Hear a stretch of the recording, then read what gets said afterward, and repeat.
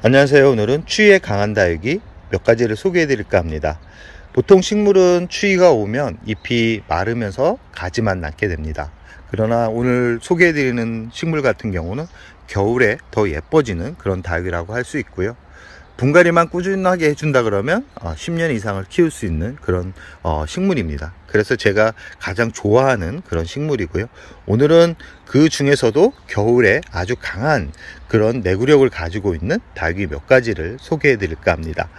이 첫 번째 다육이는 파키피덤이라는 품종이고요. 아마 파키피덤을 모르시는 분들은 없을 겁니다. 한때 다육계에 가장 비싼 그런 다육이 중에 하나였고요. 예전에는 뭐 금품종, 희귀 품종이 나오기까지는 방울복랑금이 가장 비싼 품종이라 그랬다면 두들레아 품종 중에서는 이 파키피덤이 가장 고가의 거래가 되었던 품종입니다. 이 파키피덤 같은 경우는 다른 두들레아 품종보다도 더 강한 내구력을 가지고 있습니다. 특히 겨울에 성장을 하는 그런 품종이기 때문에 아마 추운 베란다에서도 큰 무리 없이 잘 키울 수 있는 그런 품종이라고 할 수 있고요.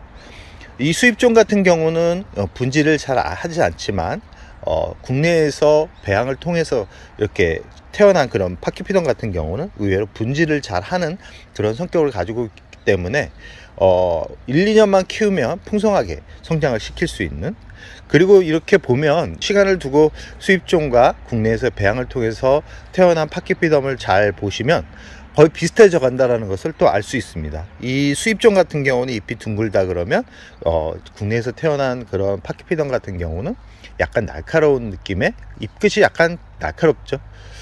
그런 것만 빼고는 이 국내에서 태어난 파키피덤이 더 풍성하게 키울 수 있는 그런 방법이기 때문에 조금은 분지를 많이 하고 시간이 지나면서 개체수를 늘리는 재미를 느끼고 싶다 그러면 이런 국내에서 태어난 실생을 위주로 키워보는 것도 괜찮습니다. 예전에는 파키피덤 얼굴 하나에 30만원에서 40만원까지 갈 정도로 고가의 거래가 되었지만 요즘은 국내에서 태어난 그런 파키피덤 같은 경우는 얼굴 하나에 25,000원에서 3만원 정도면 구입을 할 수 있는 그런 품종입니다. 지금 영상에 보이는 파키피덤 같은 경우는 얼굴 2두에서 이렇게 수입두 이상까지 이렇게 분지가 될 정도로 이 파키피덤 같은 경우는 무던하게 성장도 잘하고 분지를 잘하는 그런 품종이라고 할 수 있습니다. 여름에 잎이 무르는 경우가 좀 있지만 이 기온이 내려가면서 뽀얀 백분이 나오면서 자리를 잡는 품종 중에 하나고요. 물을 좋아하는 그런 품종이고 그 다음 해 한 5월에서 6월까지는 큰 문제 없이 성장을 시킬 수 있는 그런 품종입니다. 소형종에서 대형종까지 두루두루 키울 수 있는 그런 매력적인 식물이고요. 자생지에서는 기온차가 많이 나게 되면 붉은빛 얼굴로 단풍이 들어가는데 국내에서는 아직까지는 강한 단풍색 얼굴을 볼 수가 없었습니다. 그러나 어느 정도 시간이 지나고 나이를 먹게 되면 약간 붉은 핑크빛 얼굴을 보여주긴 하지만 대부분 이 정도의 색깔이라고 생각을 하시면 되고요. 성장이 좀 빠른 편입니다. 다른 두들레아에 비해 성장이 아주 빠른 편이고 분갈이는 1년에 한 번 정도 해준다 그러면 큰 문제 없이 키울 수 있고요. 영하로만 떨어지지 않는다 그러면 냉해를 입지 않는 그런 품종 중에 하나입니다. 특히 겨울에 물을 줄 때 참 걱정이 많이 되는데요. 이 파키피덤 같은 경우는 한 13일에서 14일 간격으로 물을 주면 되고요. 햇살을 많이 보여주는 게 좋지만 햇살이 부족한 환경에서도 큰 문제 없이 키울 수 있는 그런 품종이라는 거. 그리고 가격이 이 수입종 같은 경우는 비쌉니다.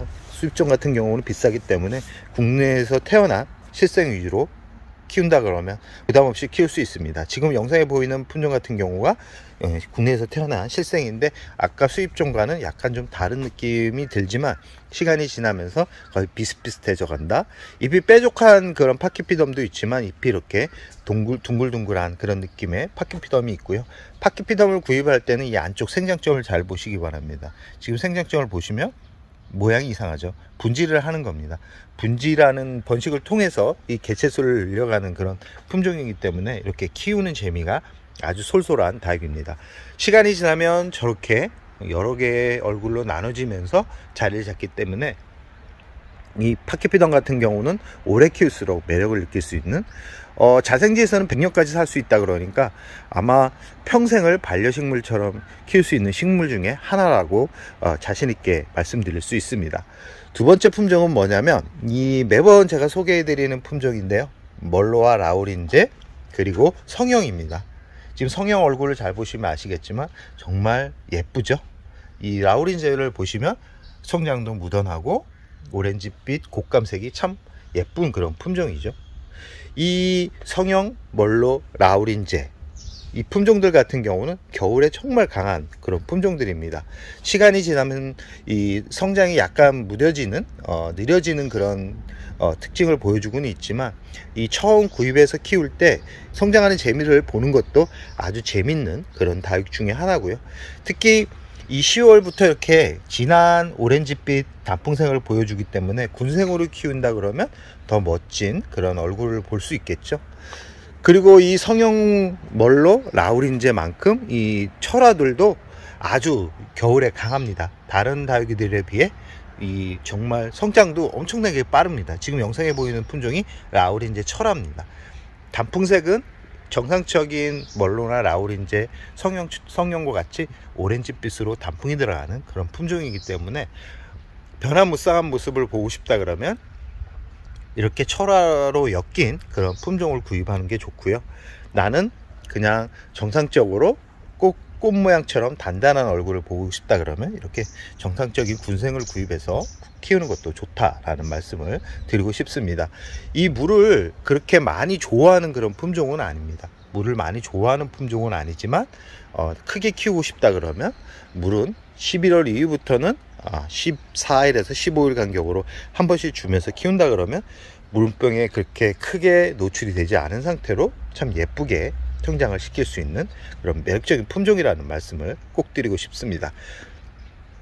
요즘 철화 같은 경우는 가격이 많이 높아졌지만 군생 같은 경우 이렇게 정상적인 얼굴로 태어나는 그런 라우린제나 멀로, 성형 같은 그런 친구들 같은 경우는 가격이 많이 낮아졌기 때문에 큰 문제 없이 키울 수 있지만, 이 자연군생 같은 경우는 가격이 좀 높습니다. 그렇기 때문에 모든 군생으로 이렇게 심어주면 예쁜 모양을 만들면서 키울 수 있기 때문에 이렇게 모든 군생으로 한번 관심을 가져보는 것도 괜찮은 방법이다 라는 말씀을 꼭 드리고 싶습니다.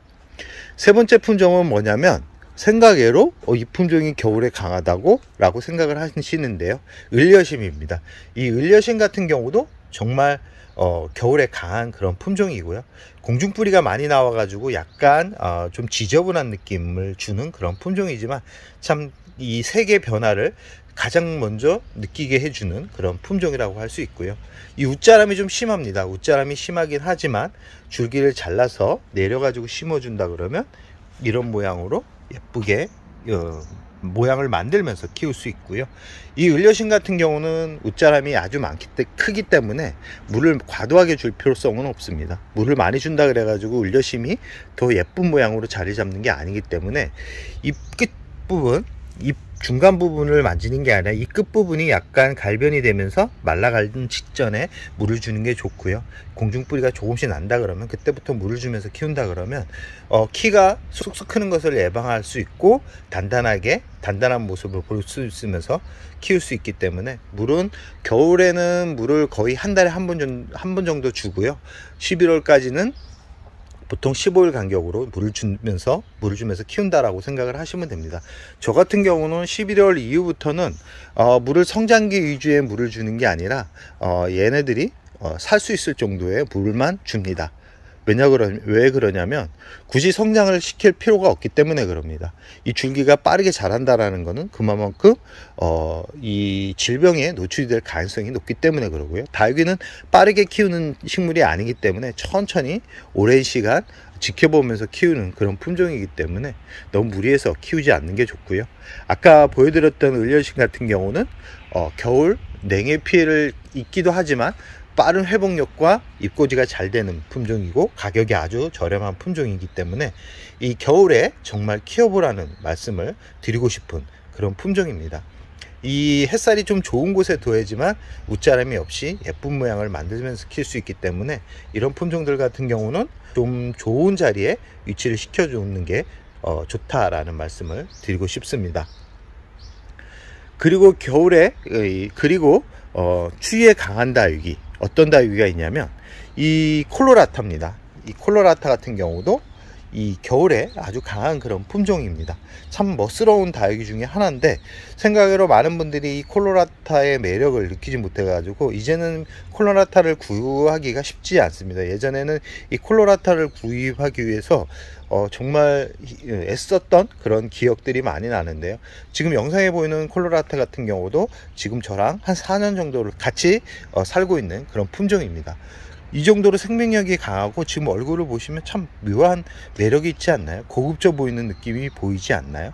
이 콜로라타 같은 경우는 라탐과는 약간 다른 느낌인데요. 지금 영상에 보이는 품종은 라탐입니다. 콜로라타와 약간 느낌이 비슷한 그런 품종이지만, 이 라탐은 콜로라타의 교배종이라고 생각을 하시면 되고요. 잎이 조금은 얇고 길게 자라는 반면에 이 콜로라타 같은 경우는 잎이 약간 두꺼우면서 덜 날카롭죠. 이 콜로라타 생명력은 한 10년 이상 봐도 되고요. 전체적으로 붉은빛 단풍이 들면서 성장을 하는 그런 품종이라고 할 수 있습니다. 참 매력이 철철 넘치는 그런 품종이고요. 물을 그렇게 좋아하지는 않습니다. 물을 많이 필요로 하는 다육이가 아니기 때문에 크게 신경을 쓰면서 키울 필요가 없는 그런, 참 어떻게 보면 있는 등 없는 등 잘 자라는 그런 품종이라는 말씀을 드리고 싶습니다. 오늘은 추위에 강한 다육이를 소개해 드렸는데요. 저 오늘 소개해 드렸던 잎의 모양을 가지고 있는 그런 품종들 같은 경우는 대부분 겨울에 강하다라는 말씀을 드리고 싶습니다. 겨울에 약한 다육이들 같은 경우는 잎이 이렇게 얇은 그런 품종들 같은 경우는 겨울에 좀 냉해를 입을 가능성이 높습니다. 오늘 소개해드리지 못한 매창 품종들 같은 경우도 겨울에 아주 강한 품종이라고 할 수 있습니다. 그런 다육이들 같은 경우도 냉해를 입을 가능성이 많지 않기 때문에 겨울에 식물을 예쁘게 보고 싶고 키우고 싶은 분들 같은 경우는 풀 종류의 그런 품종들보다는 잎이 동글동글하고 두꺼운 품종 위주로 구입해서 키우는 게 좋다라는 말씀을 드리고 싶습니다. 그럼 오늘의 영상을 여기서 마무리할까 합니다.